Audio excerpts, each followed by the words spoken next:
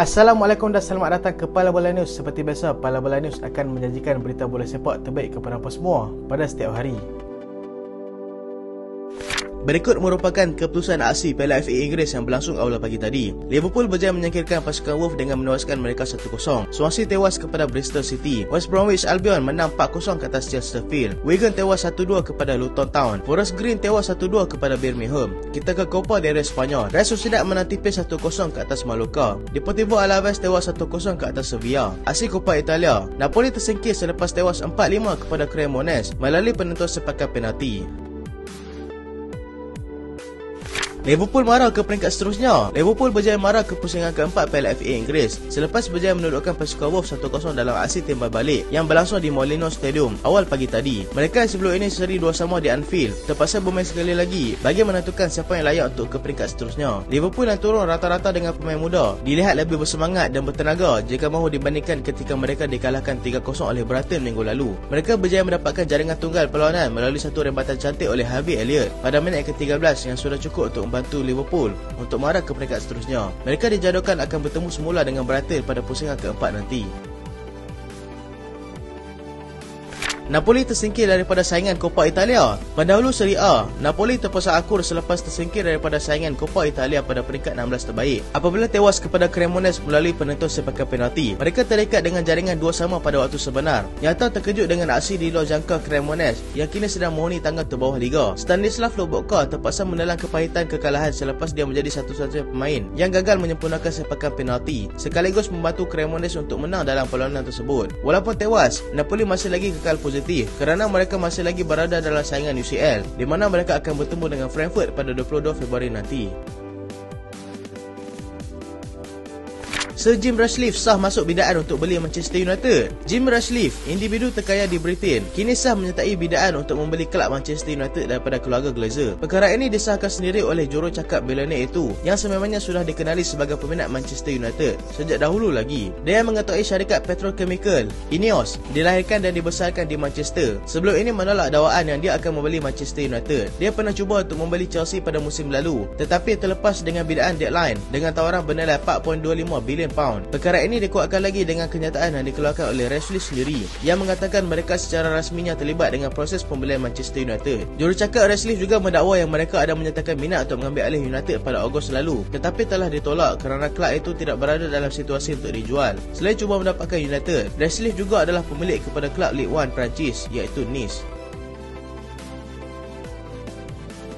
Masa depan David Moyes dalam perbincangan. Masa depan pengurus West Ham United, David Moyes kini ibarat telur di hujung tanduk selepas pihak tinggi pengurusan akan duduk berbincang mengenai masa depan pengurus itu sebelum aksi mereka menentang Everton Sabtu ini. Mereka yang kini berada dalam zon penyingkiran selepas tewas 1-0 kepada Wolves minggu lalu berada di atas Everton dan juga Southampton dengan hanya melalui perbezaan jaringan. Mereka dilihat mengalami kesukaran pada musim ini jika mahu dibandingkan dengan musim lalu. Dituntut oleh penyokong kelab supaya kembali konsisten untuk terus kekal bersaing dalam EPL pada musim depan. Perbincangan tersebut akan menentukan masa depan David Moyes sebelum pertemuan mereka dengan Everton di laman sendiri dan apa yang hampir pasti, David Moyes mungkin akan dipecat daripada jawatan tersebut.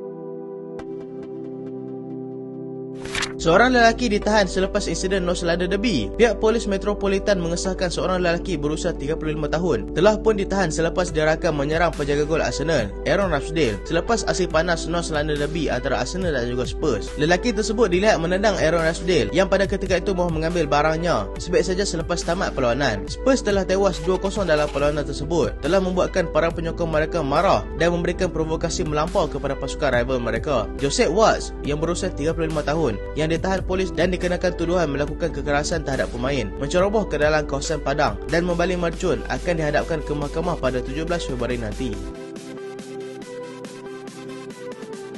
Antonio Conte dedah tabiat buruk di Liga Perdana Inggeris. Pengurus pasukan Spurs, Antonio Conte, mendedahkan salah satu tabiat buruk yang sering berlaku di Liga Perdana Inggeris adalah meletakkan pengurus pasukan sebagai individu yang akan menjawab pelbagai persoalan mengenai keseluruhan kelab. Dia telah berkata yang di England, semua perkara perlu dijelaskan oleh pengurus, di mana perkara tersebut tidak seharusnya berlaku kerana sebagai contoh, untuk menjelaskan situasi semasa seorang pemain yang tercedera, mereka memerlukan seorang yang lebih layak untuk menjelaskannya, iaitu doktor pasukan, bukannya seorang pengurus pasukan, kerana dia tidak berada dalam medical departmen. Ini tidak adil untuknya kerana kesilapan maklumat akan sentiasa berlaku, dan jika ianya datang daripada individu yang bukan dari bidang kuasanya. Dia mengambil contoh di Itali. Mereka wakil daripada setiap bahagian untuk bercakap demi untuk mengelakkan kekeliruan maklumat yang akan diberikan. Dia juga memberikan cadangan untuk setiap kelab mempunyai wakil seperti itu kerana ianya akan lebih memudahkan kerja semua pihak. Dia juga berharap Sporting Director akan diberikan lebih peranan untuk bercakap dengan media selepas ini. Barcelona sedia dengar tawaran untuk pemain mereka. Barcelona telah mengeluarkan kenyataan di mana mereka kini sudah bersedia untuk mendengar tawaran yang akan diberikan kepada pemain sayap mereka, iaitu Rafinha. Mereka bersaing hebat dengan Arsenal dan juga Chelsea pada musim panas lalu untuk mendapatkan pemain tersebut. Tetapi setelah separuh musim berjalan, Rafinha dilihat gagal untuk memberikan import kepada pasukan Xavi. Dia juga kini tidak lagi menjadi pemain yang berada dalam kesebelasan utama skuad Xavi. Selepas pengurus itu dilihat lebih gemar untuk menggunakan Ousmane Dembele pada posisi tersebut. Arsenal dilaporkan menjadi kelab yang paling berminat untuk mendapatkannya terlepas gagal membawa masuk pemain itu pada musim panas lalu. Barcelona tidak menolak kemungkinan untuk menjualnya semula jika mendapat tawaran yang bersesuaian terhadap pemain itu. Pablo Sarabia sah sertai pasukan Wolves. Pablo Sarabia kini menjadi pemain ketiga yang dibawa masuk oleh Journal Lopetegui ke Wolves selepas perjanjian antara mereka dan juga Paris Saint-Germain telah dimuktamadkan. Pemain yang berusia 30 tahun itu akan berada di Wolves selama 2 tahun setengah mengikut kepada perjanjian yang telah dipersetujui. Dia yang berhasil secara pinjaman di Sporting CP telah menjadikan 21 gol pada musim lalu, telah dibawa masuk dengan nilai 4.5 juta pound dan berkemungkinan besar akan melakukan debut ketika bertemu dengan Manchester City nanti.